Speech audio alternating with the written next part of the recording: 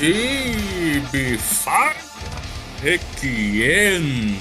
Voltamos com mais uma parte de Requiem, o Cavaleiro Vampiro. Hoje cobrimos o 8º tomo, A Rainha das Almas Perdidas. Lembrando, nós seguimos os tomos originais da Glennar. Mas se você está acompanhando pela Bandas em Gold Edition da Mitos Editora, está no volume 4, que também é intitulado de As Rainhas das Almas Perdidas. Mas antes de continuar, por favor, compartilhe, comente, não importa o agregador que estiver usando, por favor, dê o feedback ou vem me xingar aqui no Instagram.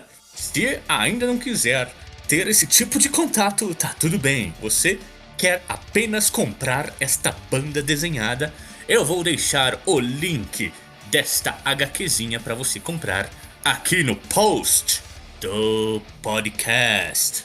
Mas vamos lá para a historinha. Gente, como todo álbum, começa um flashback. E agora é um flashback de um cara que a gente nem tava assim acompanhando, que é o Black Sabbath. Ele apareceu em algumas historinhas, é aquele cara com roupas e maquiagem toda preta com meia de sangue na testa. Foi dito bem rapidamente que em vida ele foi o Aleister Crowley, cara, que é uma figura que realmente existiu na história do nosso universo. Esse cara foi, acho que ele tinha uma alcunha assim, tipo o Rei Mago ou o Rei de Satã, alguma coisa assim. Mas ele viveu na década de 20, na década até anterior ali, anos 20 por aí, ele era assim conhecidíssimo pela imprensa como um místico, como um mago, como um cara que tinha ligações satânicas, realmente assim.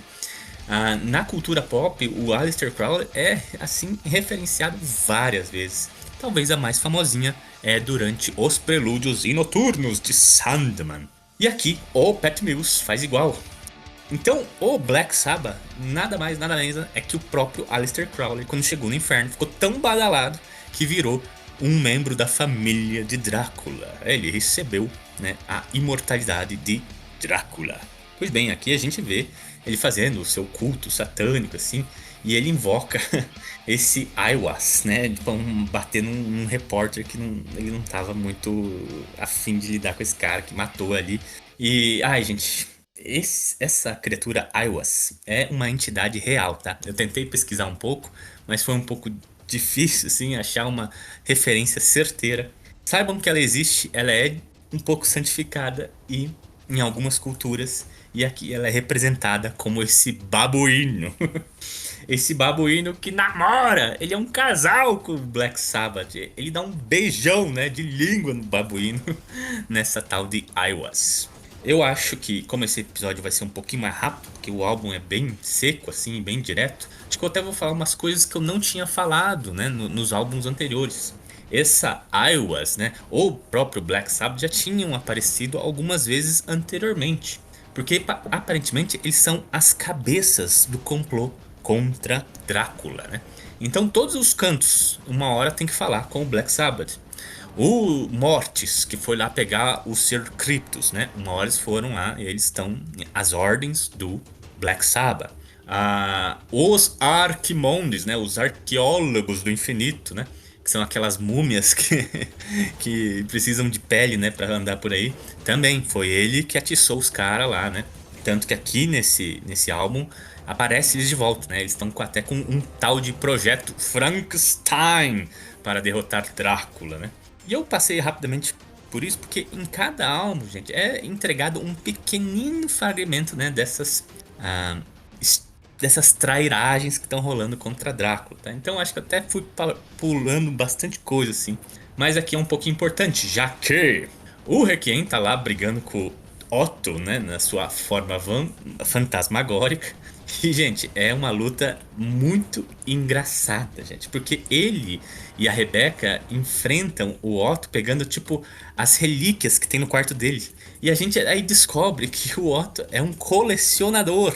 Ele coleciona armas antigas. Então, tudo quanto é arma antiga, os caras tentam usar contra ele e falam: Não, não, não usa isso, é muito valioso, meu Deus!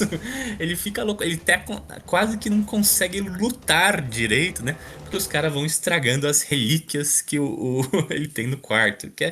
Ficou bem cômico. Mas mesmo assim, ele consegue expurgar o Requiem. E a Rebecca, utilizando, né, de uma dessas máquinas, consegue fugir, assim. Tanto que tem uma cena muito engraçada que a carinha do Otto fica muito tristonha. Fica quase chorando, assim, de, ai meu Deus, os meus brinquedos raros. Muito engraçado. Eu não, tipo, no álbum anterior parecia que ia ser uma luta épica entre Requiem e Otto e virou uma paradinha super cômica.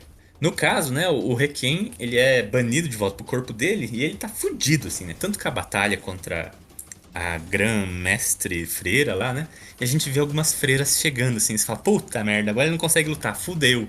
Mas quem era a freira era o nosso grande Sabre. O Sabre se disfarçou de freira, cara, que personagem inacreditável esse.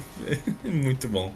Tendo isso em mente, o Black Sabbath, ele pega e fala assim: a gente tem que trazer o Turing de volta pra gente, né?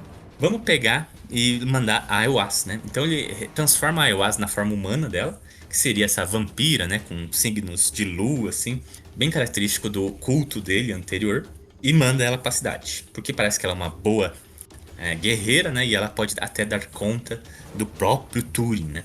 Nisso, né? O Requiem tá desesperado, né? Correndo por aí e ele encontra tipo, um dos generais da polícia de Drácula, né? Que é um ser muito inacreditável, gente. Ele é um vampiro, né? O outro já não tinha as presas, né? Lembra daquele outro delegado lá? Esse não tem os olhos, ele tem duas moedas nos olhos.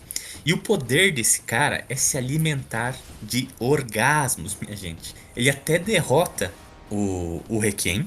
E pra comemorar, ele vai no bordel. E lá o Sabre já tá peladão lá com as filhas. Com as noivas de Drácula, né? Só que ele rouba os orgasmos, ele rouba o libido, né? Esse é o poder do cara, ele se alimenta. E nisso ele fica muito forte. Tanto que ele até vai lá e volta pra ter uma luta, né? Contra o Turing, né? Só que ele perde, o Turing é muito poderoso. Nisso, o Turing, né? Possuindo o Requiem, encontra a Aiwass na sua forma feminina, toda gostosona, e eles vão pro próprio bordel, né? E eles começam a fazer um sexo muito gostoso, assim, nossa, eles estão se fudendo. E esse delegado, pra se vingar, ele vai lá e rouba os libidos do Turing, que é muito engraçado. Ou seja, o Turing, todo poderoso martelo do trovão, broxou pra uma das vampiras mais gostosas da obra. E ele fica embaixo da cama, cara, é muito grotesco.